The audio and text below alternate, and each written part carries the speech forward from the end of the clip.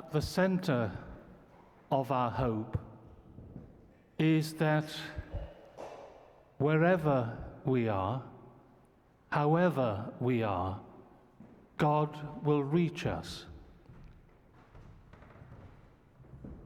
But when God reaches us, He never leaves us as He finds us. There is always change and hope and a way forward.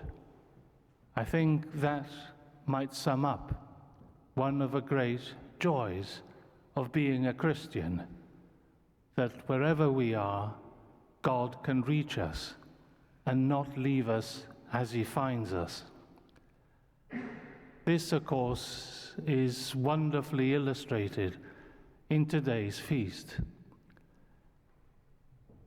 Notice that when the Holy Spirit came to those apostles some 2,000 years ago, they thought He was like tongues of fire, which divided and came on each of them. Tongues, you notice. That's both a picture. We can imagine a tongue of fire licking up, as it were, from the wood.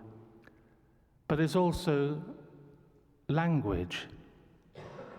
Tongue, our mother tongue, our acquired tongue.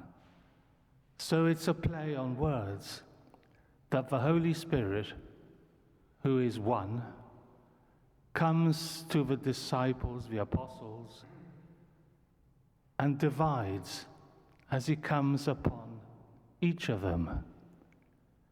And then they speak. It's exactly the same word. The tongues of fire now become the tongues of human being, speaking of the great deeds of God. And then there is another repercussion, another wave, sound wave, because there is quite a long description of the different kinds of people, the different languages who were listening to the apostles. Almost 24 words were used. Must have been more or less the known world, the world as they knew it. So the Spirit comes as tongues of fire. They speak, they use their tongues, and those who hear them, many kinds of languages, understood, each in his or her own language. So there is something connecting there, just as language connects. That's how we communicate, not just information, but ideas, emotions, shared action. We speak who we are. And that's the gift that we're celebrating today. So it's firmly about language, the coming of the Holy Spirit, the preaching of the apostles, the hearing and understanding of everyone in the world, potentially. But that too, Pentecost, is itself an echo of something else. Today we're in multiple echoes. The echo, of course, is Babel.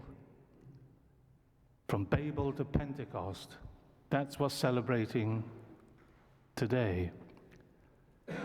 If you'll recall in the book of Genesis, we're told all human beings spoke one language, had one vocabulary.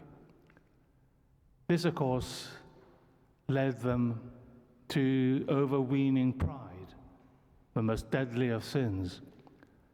And so they were scattered. Their unity was broken up, and their language was broken up. We're told in Genesis that they spoke different languages but couldn't always understand each other. So that's what's been undone today, from Babel to Pentecost. But notice that God hasn't given us one language. And that's because God finds us wherever we are, however we are.